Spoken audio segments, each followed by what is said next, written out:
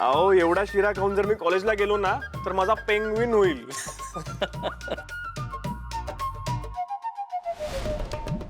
चला माझंही झालं, दुकानात जायला उशीर होतोय. चल सुलू येतो मी. चला मी पण निघतो.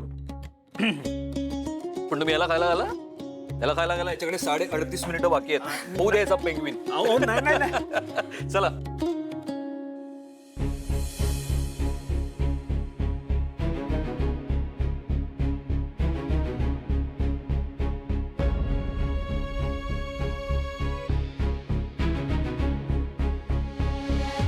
अरे तू जा ना, नाश्ता करून घे.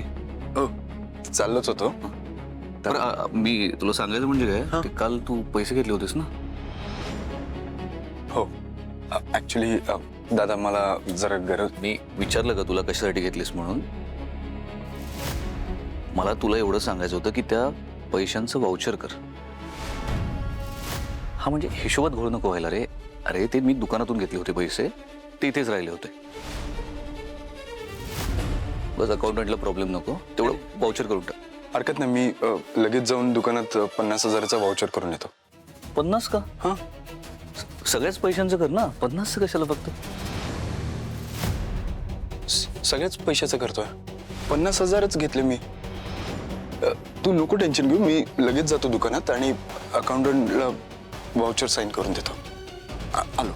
अरे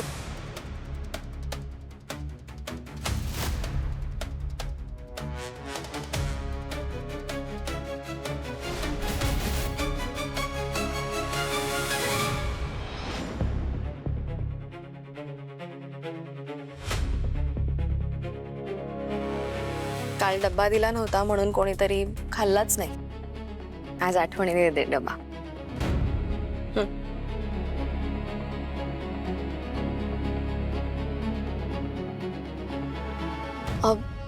स्वराज, काय झालं? कसला विचार करताय? कसलं टेन्शन आहे का? ती 50,000च घेतले असं म्हणतोय. काय? हा, मी लॉकरमध्ये 1 लाख रुपये ठेवले होते आणि तिथे काहीच पैसे नाही आहेत.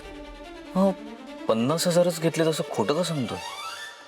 तेच ना, म्हणजे 1 लाख रुपये घेतले तर 1 लाख रुपये घेतले म्हणायचं ना. एवढं काय त्यात आहे ना. ते ठीक आहे, पण मला वाईट असं वाटतं की हा खोटं बोलतोय माझ्याशी. ठीक आहे, मी निघतो, मला उशीर होतोय दुकानात जायला.